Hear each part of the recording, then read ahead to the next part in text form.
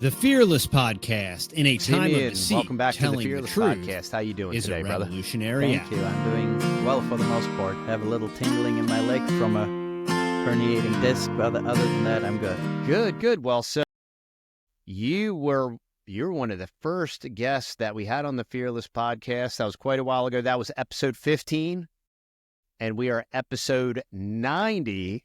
Wow. And when we You didn't put me on for the 100s?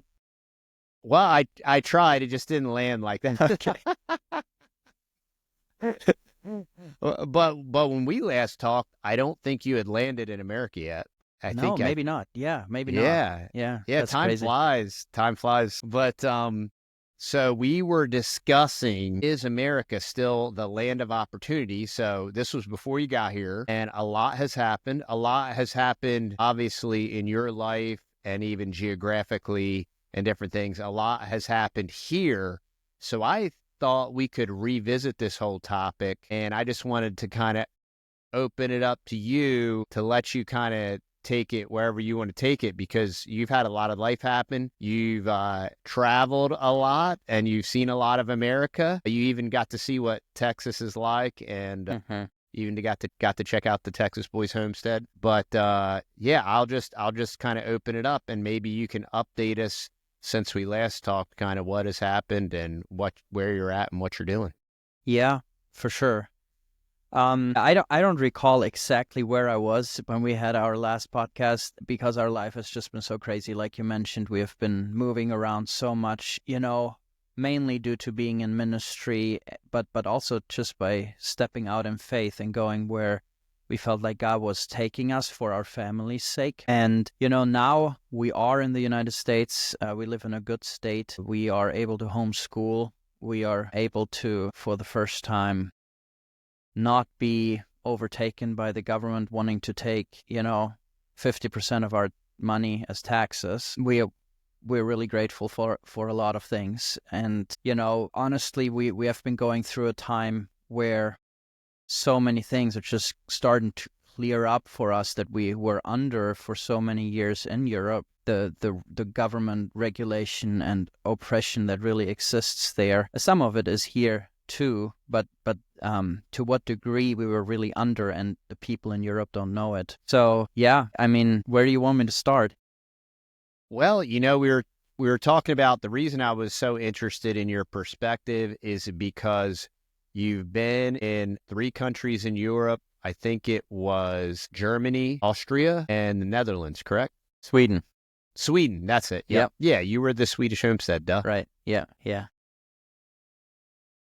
A powerful perspective being in Europe, living in Europe, homesteading, and trying to live an agrarian type, slower, authentic, intentional lifestyle, and seeing the need to move to America. And there's lots of different opinions from people around the world, and they have different opinions about America. So now that you're here, maybe we could start out by, and you had visited here for extended periods of time and spoken and done different consulting and different things like that. But maybe update us on, is America all that you thought it would be? I guess, so this might sound bad, but I don't mean it in a bad way at all. I came here with big hopes but low expectations. Big hopes because I knew in some places you can still surround yourself with the right community. That's much harder in Europe. With big hopes because there are some places where you can live with more freedom still if you choose your state and home wisely. With big hopes because we came out of a country with the highest taxes in the world and low incomes. And I know that, here you have significantly less taxes, and in some states you don't pay any state income tax even. I came with low expectations at the same time because of the times we were moving in. Things were crazy everywhere in the world, including the US, especially on a federal level. Low expectations because there's a cultural and spiritual war going on in the United States, and for, who is winning? We're in such great need of spiritual awakening and revival. And so on one hand, great hopes, on the other hand, low expectations. And I have to say that I have been to see where God brought us to now, where we are at right now. For the most part, I've been positively surprised and blessed. And wherever you go in the world, I've like you said, lived in a few countries. Everybody always thinks it's better somewhere else, right? Mm-hmm. People always think that's better. You want to move there, and then they only hear one-sided stories. And you have people here too that think, oh, it's better. I can say, actually, this is the first time me publicly saying this, but we are in Middle Tennessee right now. Last time people heard on our podcast or on our YouTube channel, they heard we were in Arkansas. And where we are at here right now, there are people that say, oh, it's better other places, better climate, better politics, whatever. But my experience has been, if you build your community, and if you go somewhere where you can find it, where we are at right now, coming from Europe, we just so are blown away over and over again. And I have to say, my wife is American, but she left America when she was 20, I think. So she had never really lived here much as an adult. So she also felt more European when we moved back, in a sense. So we both have just been blown away by the freedom and simplicity of things compared to the overregulated Germany, even though, Americans would say, oh, government is way too big and it's so overregulated here too. And yes, there's a case that can be made for that for sure. I agree. I see that more and more because I've been waking up to it coming from Europe. But it's just been such a refreshing time for us to see I can make an income and the government doesn't take everything away from me. There are a lot of Christians and a lot of stores that are run by Christians and I can support them. We can homeschool is the biggest one, right? There are way more people that fight for these things, fight for the right, like a bill is being introduced to Tennessee to make homeschooling even better now, even more free. And that is it just feels so incredible to me to be in a place where you have that. I feel like, and I've realized that Europe is so far gone. The people have been so much raised by the government that the thinking, the mind, it's so programmed and so brainwashed. Unless God intervenes, there is no hope, in my opinion. And I still see more hope here compared to that. What I find fascinating is, before you left to come to America, everyone was asking you, where do you think you'll end up? And I know y'all had lots of questions. And I know that initially, for whatever reason, you had the impression or the sense that, hey, we'd like to move to Tennessee. And then you got here, obviously you landed in Arizona with your family, and then you traveled a little bit and doors opened and closed and different things. And what's really fascinating is you ended up in Tennessee. I know. And it was really weird for us at first that the door didn't open here because that's what we had been praying about for like over 2 years. In fact, my wife's desire to live in Tennessee goes back to her childhood. She had somehow always loved Tennessee. And then we were in the area once in 2018 when we visited Polyface Farms. We actually drove through parts of Tennessee, and ever since then, that was a special place for us. And during the 2 years that it took for me to get my visa, we prayed about Tennessee a lot. So it was really weird for us that no door seemed to open at the time, and another door seemed to open in Arkansas, and that very painfully shut and kind of threw us into like a really hard time of brokenness where we were just crying out to God after. And then God just did so many miracles to bring us here. And I think it speaks to God's plan and His timing. His timing is rarely ever our timing. But His plan is perfect. And where God leads, He provides. I think you're a testament to that. And, feel free to discuss as much of that as you want to.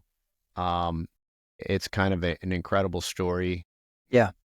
But feel free to discuss how much.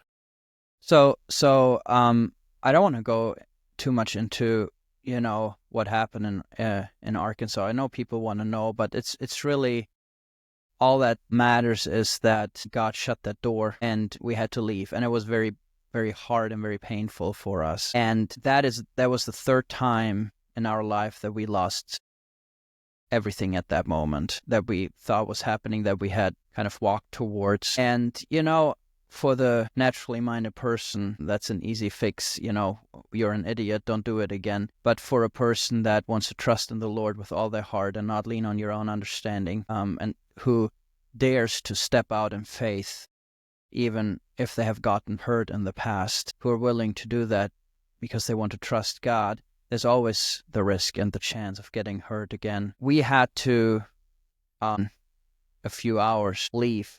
And we went back to Arizona, and it really threw us into just this time of complete brokenness, just before God, not knowing at all what was happening and why this happened again. And because we had done everything very prayerfully, very cautiously, in the counsel of many, we were in Arizona, and the weeks were passing by, and all we could do was really, and I'm not ashamed of saying that, but like cry and pray, in a sense. Just call out to God what his next steps were. And I started to work with a friend there a few days a week, did some tree service and arbor care work with him that helped me, to have a buddy to talk to and to work a little. But I just didn't know, what am I going to do? How am I going to provide? Where am I going to go? Where are we going to go? So in these weeks, every possible scenario after the initial like shock or whatever you call it, every possible scenario just ran through my mind. It's like, do we find something in Arizona? You for 10,000 you can buy like 5 acres in certain places there, but then it's like, what you eat and drink dust, Yeah.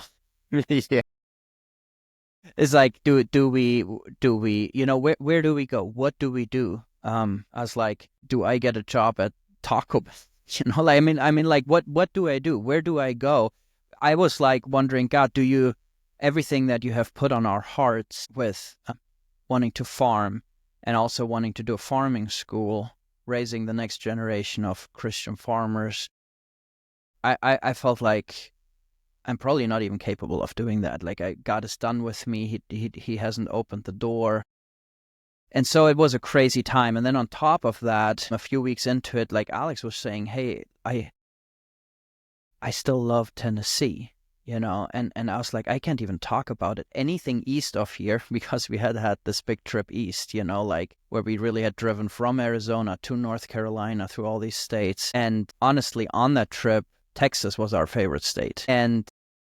But then this had happened, and I kind of associated all of that hard time with that whole trip east. So I couldn't even think of anything eastward, So I even got mad at my wife for still liking Tennessee, and she thinks it's so funny because she wasn't pushy or anything. I just had a problem in my heart about that whole thing. Well, God used the story of a family that we went to the theater and watched a movie, and it was the story of a family that went through loss, very great loss, and God brought them really low, and then he brought them out of that in a way only he can do. And God kind of used that. Like, I was a wreck throughout the whole movie, because it felt like I was watching our story. And right after that, we went to a little cabin in the mountains in northern Arizona that friends own, and they said, hey, you can just go there. And we were there, and we were praying and fasting and just seeking God, going on these walks, just talking and praying. And I told Alex, I think God's doing something in my heart about Tennessee. I told her the only thing that has been a constant in these last few years has been our prayer and desire to move to Tennessee. So let's just pray for that. So we spent like a day or so there just walking and praying and focusing on that. And then I told Alex, I think I'm just gonna look for a job, so I typed regenerative agriculture job, Tennessee, and one job came up, and I clicked on it, and like the description was like made for me. You know, it was like livestock manager at this farm. I didn't know where the farm was. And the thing was, I looked at it and I was like, I've never applied for a job in my life. I've always been recommended by somebody. You know, I've either been in ministry or run my own business, or somebody told me, hey, he's a great guy, you have a job for him or whatever. So I didn't even know how to write a resume or to apply for a job. And I was scared to. I was like, if I put in my resume, it says farming school, then a gap. During that time, he was at Bible college. He pastored a church a little bit here. He ran, like, it's so chopped up, you know, because we were missionaries and church planters in Sweden.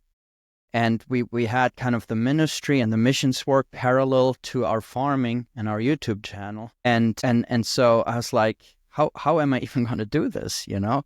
And I was like, you know what? I only have what I've got. So I used AI to help me write a resume. That's not a bad idea. You know, because I didn't even know how to do it. At least he can spell in English. I can't always do that, right? And then I created a double timeline, basically my Bible college and missions and ministry experience and pastoring parallel to the farming experience, right? And I was like, what the heck, you know? And I just sent it in, and I was like, sure, I would never, ever hear back, because this job had been out there for 30 days already. I was like, probably on the Thursday, they'll take down the ad or something. Well, the next day, I get an email back. And look, again, this is my first and only job I've ever applied for, okay? And so the next day I get an email back, and the guy is like, the owner of the farm, he's like, hey, because so he saw where I had gone to Bible college in Germany, okay? This guy lives in Tennessee, and my former Bible college director, he's the one who ordained me as a pastor. He's a mentor of Alex and mine. He is the one who dedicated all my children as in babies to the Lord. So very close friend. And so he writes back and says, hey, your Bible college director is a close friend of mine and my former pastor in California. And I was like, what? You know, I was like, you gotta be joking. Like, out of all places, you know, out of all people on this planet, right? So I tried to phone my friend, you know, my mentor, but he called him first, right? And he was on a missions trip in Russia at the time. So he texts me back. He's like, hey, I just got a call from him. I can't talk right now, but I just want to let you know he's a very godly man, and I have no idea how you got in touch with him, but this could be a great fit. And so, long story short, a couple days later, he flew us out to meet him and his family and his farm. He looked at the credentials, the experience. We had some good chats here at the farm. And then he said, I would love to work with you. He made me a job offer during that trip, and we signed it before we headed back to Arizona. And in the beginning of June, I started the position as a farm and livestock manager at this farm. So there's more to it, all amazing. And one amazing thing is that this is a farm placed in an area with great influence, not just here, but in the entire nation. And it's an amazing work. We direct market everything, but then the vision is so much greater. Like in our first meeting, he said, building up this farm is first now, and the Christian farmer is second, you know? And so, yeah, there's just a lot going on here that we feel like the Lord is putting into place, something we've been praying for years and years, and that God is starting to do. And it's a great job. I'm able to provide for my family, and yeah. Yeah, and from my experience and opinion, even what happened in Arkansas was an answer to prayer. Like just because you go to a place where it looks like the door's open, and in a sense, obviously it was, or you wouldn't be there, and God shuts the door and you experience hurt and loss, that doesn't mean that wasn't God's intention for all of that to happen.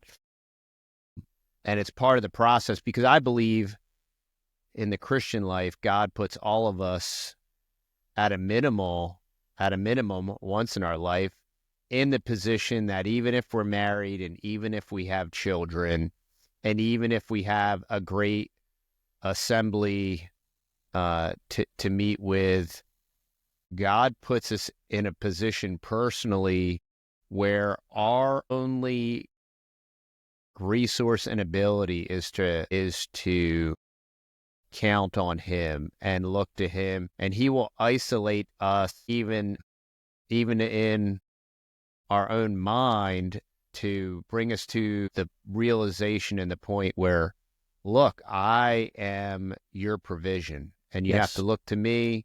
And yes, I've given you a spouse and you're one flesh, and yes, I bless you with children and you have a responsibility to them. But in order for you to worship me in spirit and truth, I have to bring you to the place where you recognize that, and then you can grow. Then you can grow past that, and then you will be prepared for what I'm going to bless you with next. And I think that's very obvious in my opinion, and having experienced that in my life and then seeing this now, I think it's just really awesome. And I'm looking forward to seeing what the Lord's going to do, how he's going to use you all, how he's going to... Another thing that I think is really important, we've all experienced hurt from people, and whether it's at a church or in a community or within a family or what have you, we've all experienced hurt. And many, especially in 2025, in this postmodern world we live in, many will use that as an excuse to become very reclusive and isolated and blame everybody but themselves. They will blame all these people for hurting them, and it's their fault. And I mean, these are professing Christians, right? And they will blame all these people, and they fail to recognize that God's in control and that God has orchestrated all of it. And the point of all of it is to honor and glorify God through it, and not to become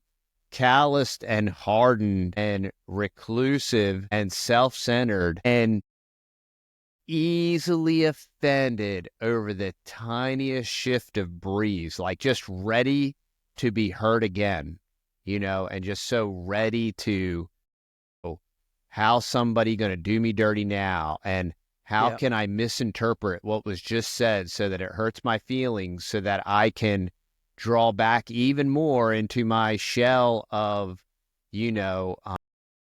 hurt and blame. And this way I can point fingers at everybody else, and I don't have to grow. I don't have to reach out. I don't have to be kind. I don't have to push. I don't have to try. I don't have to give. I can just stay isolated. I can stay in my little corner. I can stay hurt, and I can just blame everybody. And that's what's even more beautiful about what God's doing in your life, is just restoring you, providing for you, continuing to open doors and avenues for you to help others and to focus on your family and homeschool your children and teach them. They're learning this exact same thing through this process, which as important as it is for us to learn these things, these critical life lessons, it's that much more important for our children to learn these things. And honestly, culturally and societally, and we're ride or die homeschoolers, and we've been doing it from Jump Street, from the very beginning. But, there's lots of jokes in the homeschool world about how weird and goofy homeschool kids are, and like comedians have written songs about it. And stereotypes are true for a reason in different things. And there are a lot of weird, socially awkward homeschool kids, but this is a major reason why. okay? Because people become so isolated and Yes. reclusive, and they do. Hey, we all get hurt. You will suffer trials, tribulations, persecutions in this life. I mean, it's promised to us, and we have to respond in a biblical way. We have to grow through it. We have to grow past it. And I can't wait, man, to just hear the rest of your story, see what the Lord's going to do. I think it's really exciting. I think it's encouraging. And that's why I was really glad that you wanted to come back on and kind of update everybody. Yeah. And, our story is in many ways a story of redemption, forgiveness of what God has done. And, I said earlier, we have been 3 times at the place in our life where we kind of lost everything and we're just at a place of brokenness. God has restored most of those relationships and brought forgiveness, to the point that only He can. And, what you say is so, so important. It's the most important thing of everything, because it's so easy to judge people and families and their journey that they are on, especially if it's in the public light, right? And honestly, the reason why our channel is dying and we kind of dropped off is because there were so many things that we were walking through as a family and before God that we couldn't share and we didn't want to share. Also for the protection of ourselves, but for the protection of everybody else that was involved as well. It's so easy to judge, but, you could do that to the stories in the Bible, like to Joseph, right? Like look at Joseph. So easy to judge. And then he thinks it's going somewhere, right? He's going to Potiphar's house, and then it crashes again and lands in prison again. Or David, the ups and downs, the downfalls. And I always think what you mentioned, I always think of Jesus. Who was ever hurt more than him? Who was ever misunderstood more than him? Mistreated, taken advantage of more than him? Yet he kept a soft heart, right? He kept loving. And it's so, like we live in this world right now where I see a move where many people are conservative without biblical values. What you just mentioned, we need to have this biblical foundation in all of this. What is Christ calling us to? He's calling us to be the light of the world. He's calling us to be the salt of the world. He's calling us to go out and preach to everybody. And Jesus said, this is one of the most profound things, by this people will know that you are my disciples. And you would think he would say, by how much you love me. But he didn't say that. Because that's so easy to say. I don't like the church. I just love Jesus, right? But Jesus said, by this people will know you're my disciples by how much you love each other. And that is so genius, because it's impossible now to say, I don't go to church, I struggle with, I don't have fellowship. I withdraw myself. I isolate myself. It doesn't work that way. We are not called to that as Christians. In 2019, I aired a little ebook where I shared some of my testimony, and I shared in there how I was so hurt as a teenager already by society and by people that I just wanted to, my dream, my vision was to move to Alaska or northern Canada, live in a log home, and not have anything to do with any human anymore. I was so done and fed up, and God just convicted me greatly about that, that's not what we are called to as followers of Christ. We are called to not be of the world, but be in the world. And, that's the hardest part, is this over and over again, lay your heart on the chopping block, knowing somebody will stab it. And I think that Christ's mention of to take up your cross and follow him, I think that's what it's talking about.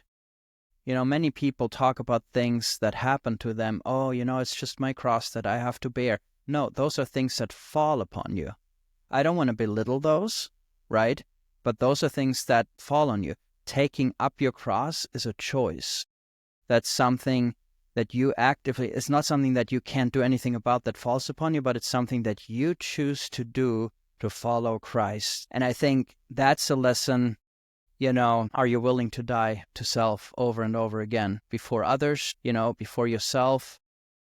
And ultimately, I think that's the only way God will get glory through a human being, is through that process, however hard that is, So, I think it's the whole point, right? Because you made the best point of what did Christ suffer and what did Christ sacrifice? And as Christians, we are supposed to be Christ-like, and he modeled for us, how we should act, how we should interact, what we should do. And Christ lived a perfectly, completely selfless life. He literally gave his life, his blood, every fiber of his being. And if we are to follow him, we will have to do the same. And we can't allow hurt and shame and embarrassment. And if we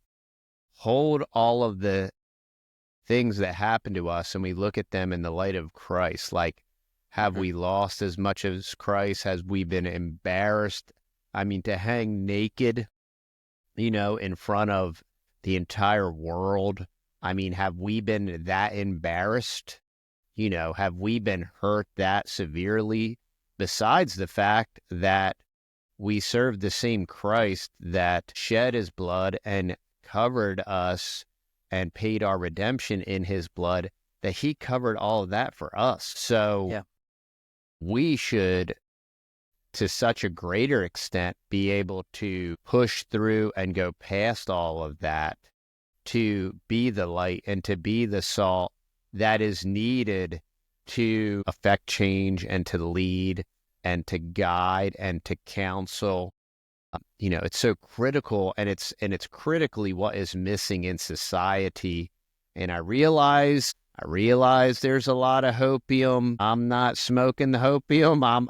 I'm definitely, I'll be thankful for the good that comes. I'll be very thankful for it. And I hope that there's more good than I think's going to come. I hope that I'm being too pessimistic. But regardless, I mean, this is the point. As Christians, we are pilgrims passing through, and we should live our entire life regardless of the winds that change and blow, and regardless of the political inclinations, right? We should live in a way that it's irrelevant, to the point of it's not going to affect what I do day to day. It's not going to affect the way that I decide to lead and raise and train my family. It's not going to affect my financial decisions, because all of my decisions have been made. And just because there's different talking heads and just because there's different political people saying different things, it's not going to change the decisions I make, because my decisions are fundamentally founded upon Scripture and a God that does not change. So, like, my decisions aren't going to change just because some political winds and there may be some good vibes out there. But, regardless, we keep pressing forward, we keep moving on, we keep leading our family, pointing our wives and children in the direction that we think that the Lord is leading. And, that other stuff, we'll take all the wins, we'll take all the positive stuff, we'll take all the beneficial stuff, any kind of tax breaks or any kind of deconstruction of bureaucracy, I'll take all of it. But regardless of all of that, fundamentally, our lives and our decisions will continue to move in the direction that God is leading us and that God's lined out, regardless of who's supposedly running the ship. Yeah, we cannot outsource the families and the church's job to anybody else. Yeah, that's right. Yeah, very well said. So you're in Middle Tennessee. Yes. You are managing a farm, doing some husbandry. So maybe if you can talk about it a little bit, what's the size of the farm and what are you doing? What kind of animals? Yeah. So it's a bunch of forest, I don't even know, but 55 acres of pasture. We're running what we call a flood. It's a mix of a flock of sheep and a herd of cattle on the land. The sheep are more the goal to really have a good pasture, grass-fed, grass-finished lamb production. We'll see what happens with the cattle. But then we are also running a couple egg mobiles with pastured layers. We have a buyer's club we're selling to, and we're also selling to a local store or through a local store here in the area. And we did pastured broilers and Thanksgiving turkeys pastured this last year. So we'll see. We are in the holistic planning phase for this season. Right now it's forestry work, even though I got a back injury right now. But there's we have a head vegetable grower. He supplies vegetable boxes from spring through fall to a buyer's club. I'm the livestock and paddock manager officially, even though I do manage other things like the forest, and we're starting to get into the water retention and ponds now. Then I have a farmhand that works with me, and it's a big blessing. My family is coming in to work once or twice a week as well, and very cool. Gets to be there. So what kind of cows and sheep are you running? So we are running hair sheep, a parasite-resistant hair sheep, similar to Greg Judy's, and that is known from YouTube. We actually have some of his sheep, but ours were better. Might be a shocker. We had a bunch, and this past summer we got some. Having said that, he auctions off his best ones. We didn't get those. We bought the ones that had a fixed price. So I don't think we got Greg Judy's top genetics, right? But ours were better. So we actually, it was an expensive thing to go through, but we called most of them again because they were just by far not as good as our own stock. And then we have some that are more for, like, holistically seen, more important for the owner, some Longhorns.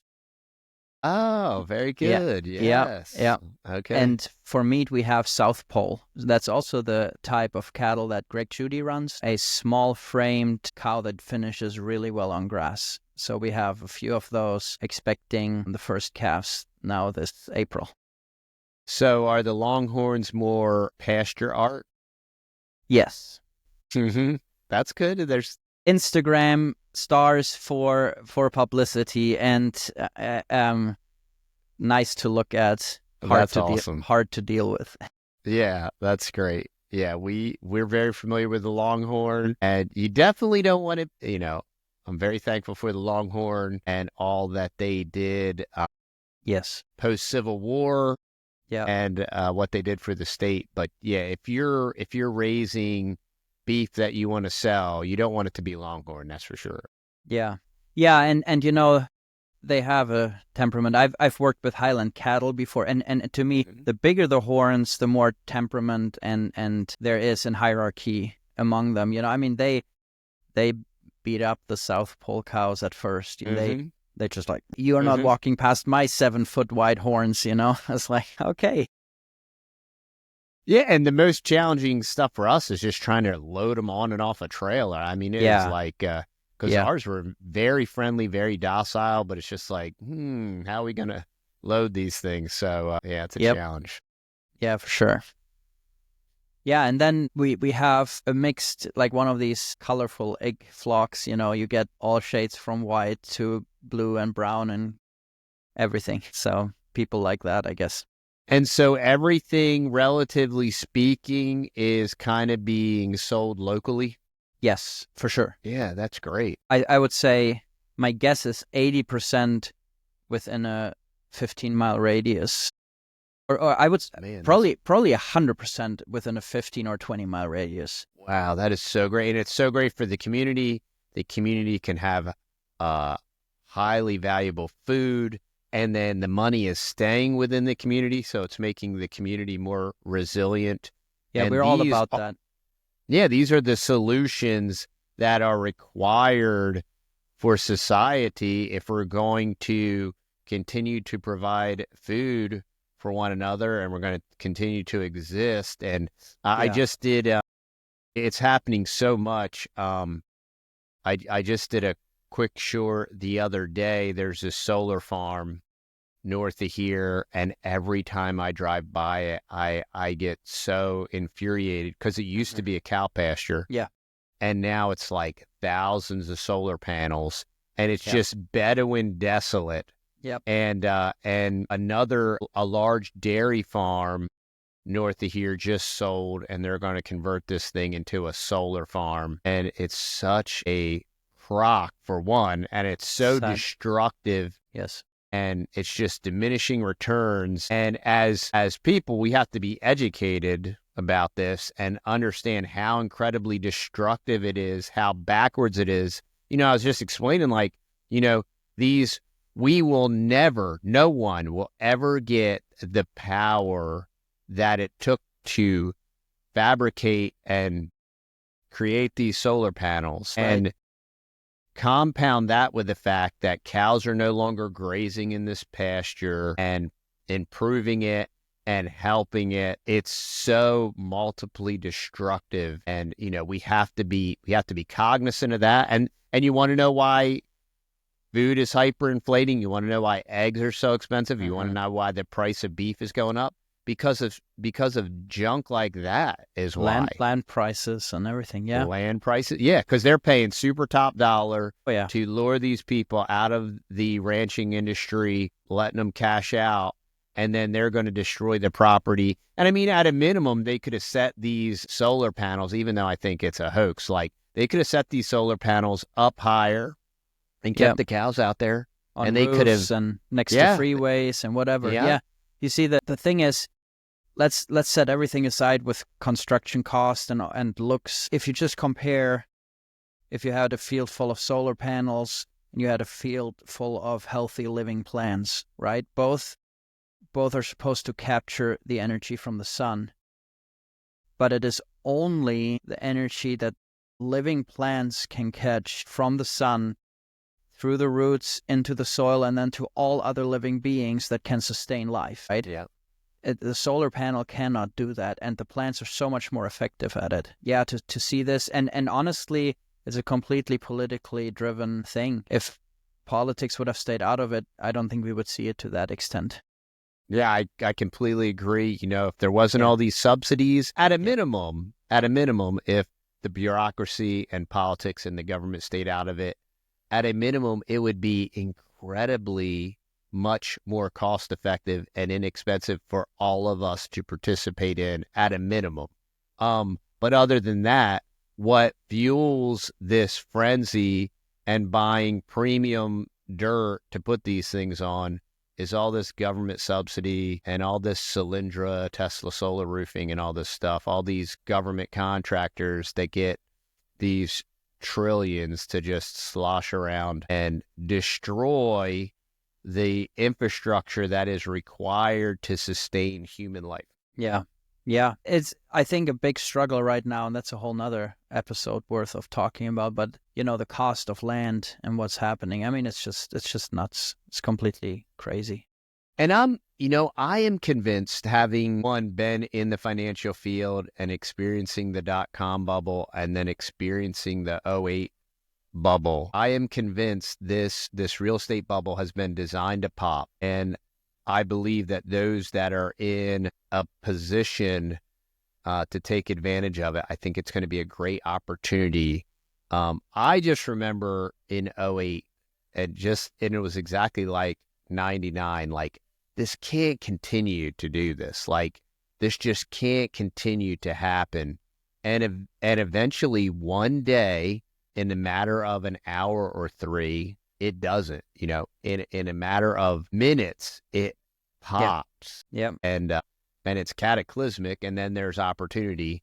Mm-hmm. So I do think that will happen. And my goal and hope is that it's just not BlackRock, State Street, and Vanguard that get a chance to take advantage of that opportunity, but that people that are looking to beneficially provide for themselves and for their community will be in a position to take advantage of that when that correction comes. Yeah.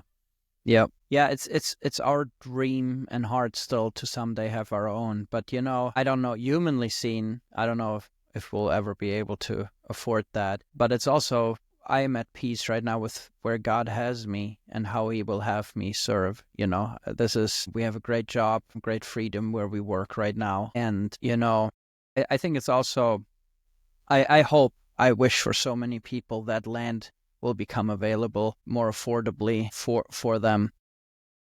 But I think for me, I know that it'll be a gift from God to us if that door opens up. And also, I need to keep reminding myself that my eternity is somewhere else, Yeah. Yeah. And like Jesus talked so much about gathering a treasure in heaven, and I see people around me. It's so ironic because when we originally had prayed about Tennessee, we had prayed about going to one of the poorest counties in the entire United States in Northeast Tennessee to serve among the people there. For some reason, God brought us now to one of the richest and wealthiest counties in the entire United States, where we're at right now. And the stuff that's being built around us, it's just unbelievable. Like the money that people pour into things here, And sometimes you're just wondering, I don't know what I would do if I was in that position with those kind of means financially. But, I just keep getting reminded of the fact that our inheritance is somewhere else and we're passing through. Amen.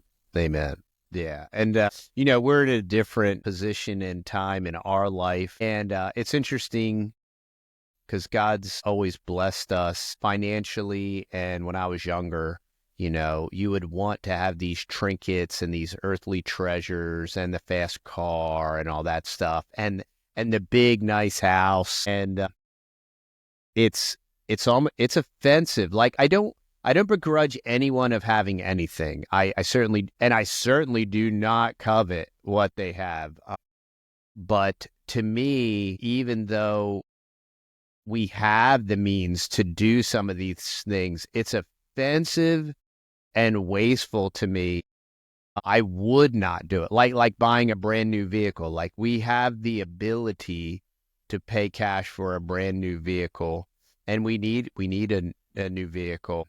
But I refuse to buy a new vehicle. It's offensive for me to waste because I have children and because we have future plans for them and we want to help them. It would be so punitive to them for us to waste our money on that. And it's just so interesting how as you grow and change and the Lord teaches you things, you just rethink your thinking and you think about it completely differently. And all your goals and your priorities change. And, and it's neat to see other people go through that process. And, I believe that the Lord's going to give you the desires of your heart, and he's going to make a way, and he's going to do all that. It's a new year. It's 2025. What do you all see for this year on the farm and everything? Is there any new goals or any plans for expansion or anything there?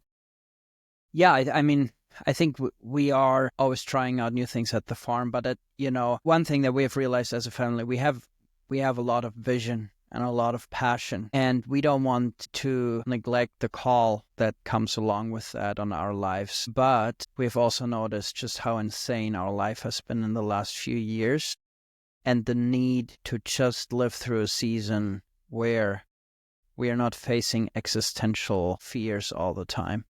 Yeah. I would not want to change the life that we have lived with anything, but it has been challenging, If I share my entire testimony, it's a powerful story of walking in faith and God providing, but we are not these heroes of faith.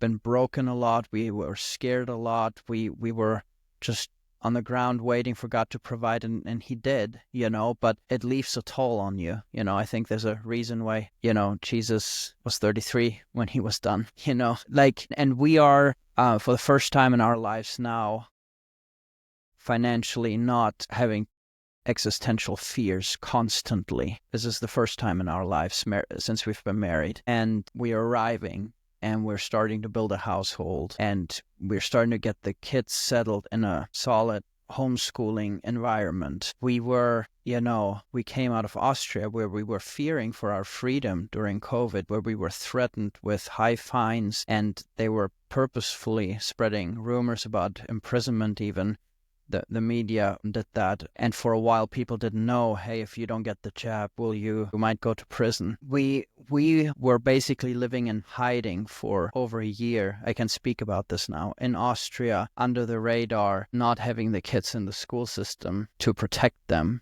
because of this evil that was going on there. We were, we had a flight plan, fleeing to a neighboring country, escaping, all that set up. And it was already in Sweden. We had similar fears. We had experienced children being removed from their parents, from families. It's something that repeatedly happened in Sweden.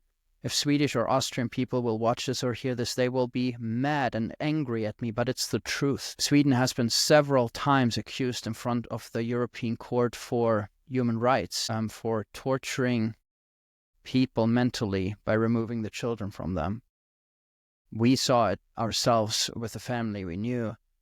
We were afraid that something like that could happen because they target, it says, religious minorities, and we know that that's a synonym for Christians when they passed that law in the 90s already. And we lived in fear that we had to bring to God under many years in Sweden, and that's one of the reasons we left the country. If you flow with the government and are a government puppet, you're completely fine. You can live probably the most comfortable life of any country in the world in Sweden.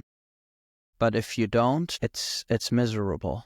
And so we experienced it there. We experienced it in Austria. And while we have big vision and passion and want to do things, God kind of has taken a little bit the wind out of our sails right now to be like, rest, breathe, get established at a family.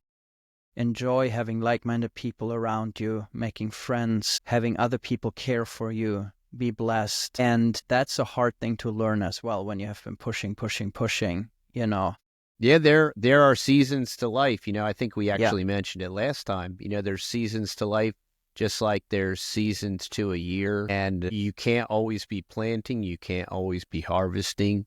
And we all have different seasons. And then as individuals, we can all be in a different season just according to God's plan. And I think that is a brilliant idea, is to just slow down, reflect, rest, heal, plan, and wait, Yeah. And despite the miracles, sorry, go ahead.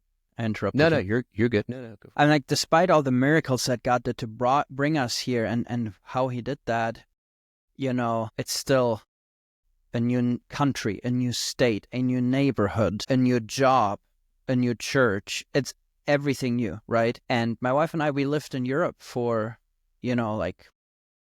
16 years or something. So I'm first now starting to be able to drive without a GPS, it's people don't understand that. I don't have a place, I haven't had a place that I call home or, consider home anywhere. And we are wanting to make this that, and then and you know this better than anybody, but when you go somewhere to start over where you do not have family and friends, it's different.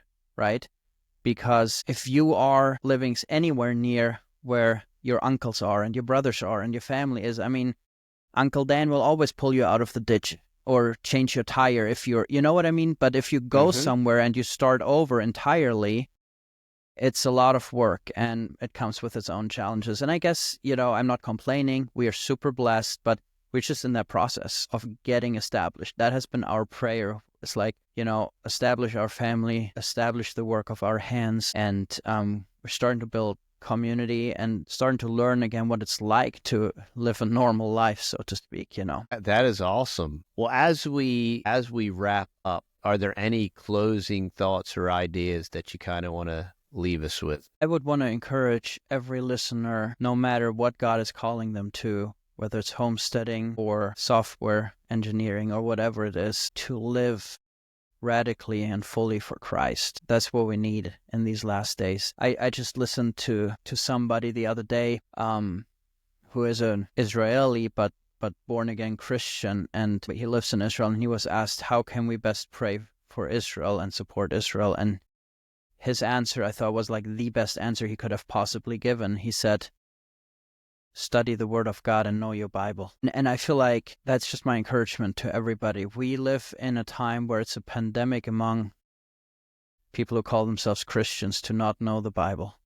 Mm-hmm. And all of our actions, whether it's homesteading or voting or eating or homeschooling, they need to be based on the truth. Jesus prayed to the Father, your word is truth. And that is my exhortation to everybody. That's all that matters. And if we do that, then I think there's hope for the world and for revival. Well, I couldn't have said that any better myself. And Simeon, it has been a blessing and an encouragement. And I hope this has been an encouragement to y'all. And if y'all appreciate our content, go on over to TheTexasBoys.com and check us out. Simeon, every guest gets a gift. Do you drink coffee? I do. You do. If you were to drink do you do whole bean or ground? We grind the whole beans. We buy whole beans and grind So you them. like whole bean. Would you like a light, medium, or a dark roast? Dark. Dark roast. Okay, so what I'm going to do is, so we have the beans. So we sell it in ground or beans. We even sell a lot of people like the K-Cups or the pods. So we sell the pods too. But I'm going to send you a bag of our dark roast as a thank you for coming on. Yeah, hey, look, if you want to do this a weekly thing, I'm all good. Yeah, sure. This way you'll never have to buy coffee again. I have my monthly subscription ready. Well, we will definitely have you back on. It's always a great conversation, and we appreciate you and your family. We hope that we get to meet y'all again and hang out in fellowship. It was a huge blessing, and I want to thank all y'all for listening or watching wherever you are, and we will see you on the next show.